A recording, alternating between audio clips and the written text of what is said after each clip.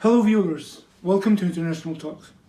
Today we're going to continue our talk about the Israeli-Palestinian conflict. Now we're going to talk about the solution of this conflict, and as we know, the main solution are two: the two-state and one-state. We're not going into details who is promoting either of these solutions, but we're going to talk about the two-state solution for this video. The two-state solution means that Israel and Palestine are different sovereign states. As we know now, Israel controls most of the Palestinian region, excluding Gaza. In 2005, Israel fully withdrawn from Gaza. This video particularly targets the Palestinian point of view and their strategy of how to build a state in the Palestinian region. So rule number one: nobody is going to build a state for you. Palestinians need to earn the sovereignty just as Israel did it. Some people may say that, Israel was supported by the British Crown, which is false, because British Crown mainly was opposed to the concept of the Jews traveling back to Israel from Europe, and they were blocking it actually. So Palestinians need to form the state themselves in first place and then seek the help from the Arabic world or the Western world. Point number two: it is essential to have a democratic elections, because the Western world will support only the country that has a Western values, and actually they are universal, but the values that are promoted in the West the most. And we know that for the last 15 years, Fatah, the main political party that is leading the PLO, was blocking the elections for the last 15 years because they are afraid of sharing power with the more radical, in fact, a terrorist group by some countries, Hamas. So it is essential to have the elections so that to prove that the state of the Palestine is capable of having the government and having the democratic society. Point number three: you have to be inclusive.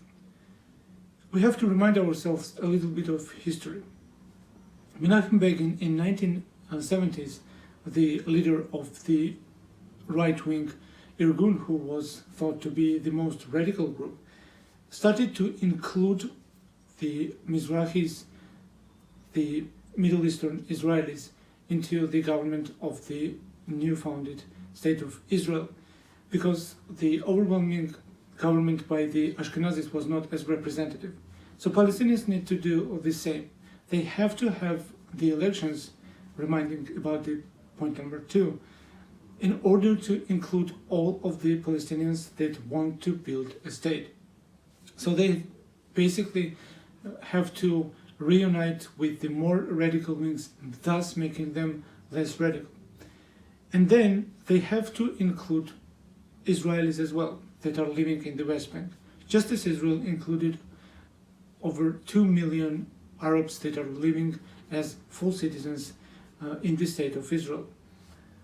Palestinians need basically to do the same, because we all know that Jews and Arabs are not going to disappear from this land in anywhere near future, so they have to really coexist. Otherwise the conflict would be constant, and making it more obvious that the land is enough. So if you want to build a house, any other facility, it's enough, even though the territory seems to be very small. Point number four: the security.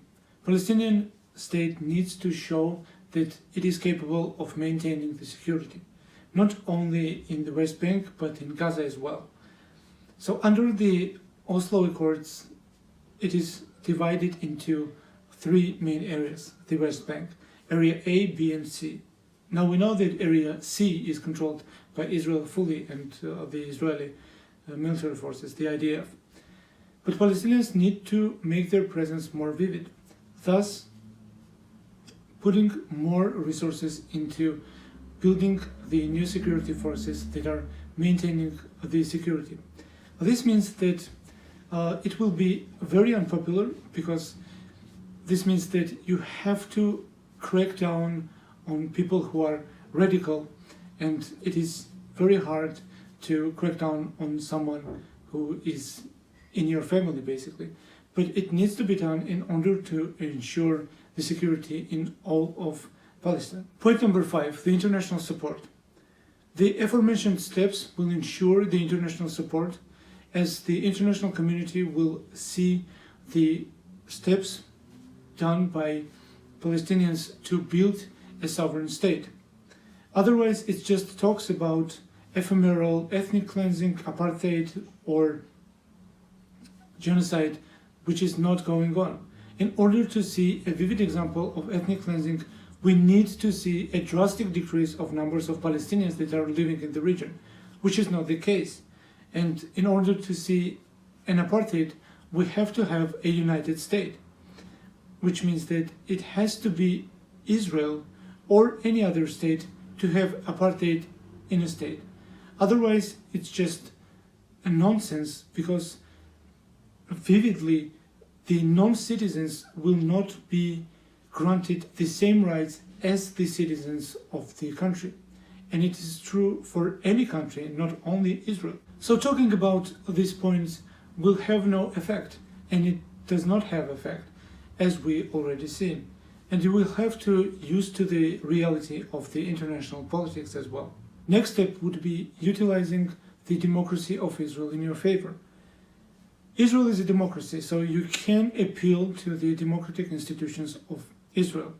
Will it be the Supreme Court or the Parliament? By putting more pressure on the Parliament and utilizing the courts whenever possible. Historically, we know that Supreme Courts of Israel reverted political and military decisions that were taken in the West Bank. For example, it was many times Supreme Courts have deconstructed the barriers that were built in the West Bank. Now, we understand that it takes time, and in a specific example, it took over 5 years, but we all know that it is possible, and we have to utilize it whenever possible. Then we have to appeal to the democratic institutions of Israel, mainly the society. The more you are peaceful to the Israeli society, the more supporters you will have within the Israeli society. So, for example, we know that there are countless supporters of the Palestinian cause within the Jewish society. So you have to appeal to them, and you have to show to them that you are not a threat, but a human being that is going to coexist next to them. So this point is to utilize the democratic institutions of Israel, and it would be silly not to use them, as they are present, and we all know that democracies are better when you are seeking to coexist with them. The aforementioned points are definitely enough to ensure the sovereignty of the state of Palestine, but this is nothing unless there is something done, and it takes a tremendous effort, and as the principle number 1 says, nobody is going to build a state for you. So Palestinians have to do it themselves in first place. So continuing the logic of this two-state solution, why is it possible? It is possible because the Israeli society wants a separate state from Palestinians and wants Palestinians to have a separate state.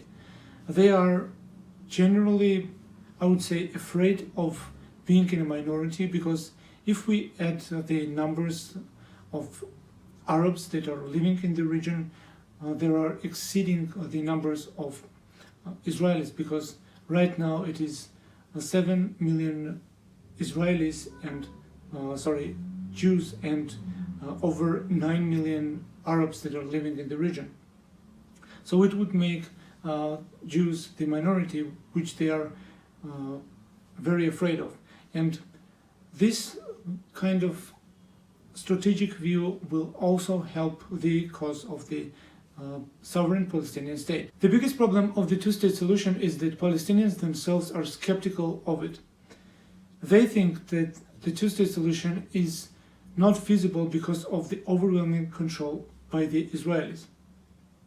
Now, this is one of the main problems, because if you don't believe in a two-state solution yourself, how are you going to build it? This has to be radically changed, because even though Israelis have an overwhelming control over the territory, it is because the Palestinians have no strategical efforts to control the territories themselves and to gain more and more control, because time is on the Palestinian side. Right now, Israelis are just maintaining the status quo, and this status quo is more or less manageable for the Israel, and IDF is just trying to decrease the military risks for Israel. And since they are managing these security issues, they're fine with it, because we all know that politically they are not doing a step forward towards the annexing the territory. They are just not utilizing the political will over the territory. Now, how do we know that Israel is not utilizing political tools over the West Bank? It is very simple. Many cities are under the PLO control, meaning that the heads of the cities, the mayors, are Palestinians who are governing the cities.